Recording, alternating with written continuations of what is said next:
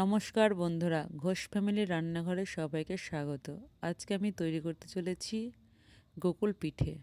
এর জন্য আমি এখানে কিছুটা দুধ নিয়ে নিয়েছি। এবারে ভালো করে জাল দিয়ে ফুটিয়ে ফুটিয়ে আমি দুধটাকে ক্ষীর করে নেব।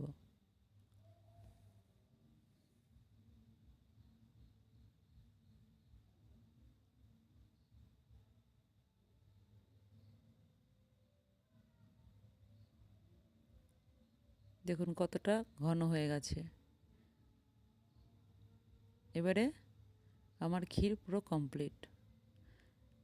এবারে আমি এর ভিতরে দিয়ে দেব সামান্য একটু আটা, দিয়ে ভালো করে মিশিয়ে নেব। মেশানো হয়ে গেছে, ভালো করে মেখেও নিয়েছি। এবার আমি ছোট ছোট করে লেচি বানিয়ে নেব। দিয়ে একটা করে লেচি আমি এই পদ্ধতিতে ভালো করে গোল করে নেব।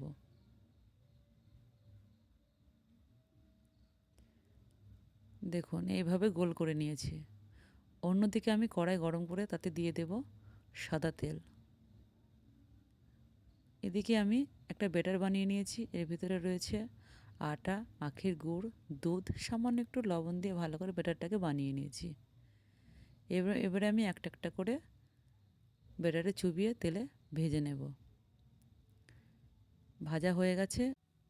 অন্যদিকে আমি চিনির সিরাপ বানিয়ে নিয়েছি। এবারে একটা একটা করে ভেজে আমি রসের মধ্যে কিছুক্ষণের জন্য চুবিয়ে রাখবো। দেখুন আমার গোকুল পিঠে তৈরি হয়ে গেছে। এইভাবে আপনারাও তৈরি করে খাবেন, খুব ভালো লাগবে। আমার রেসিপিটা যদি আপনাদের ভালো লেগে থাকে তাহলে লাইক, কমেন্ট, শেয়ার এবং সাবস্ক্রাইব করে দেবেন। ধন্যবাদ।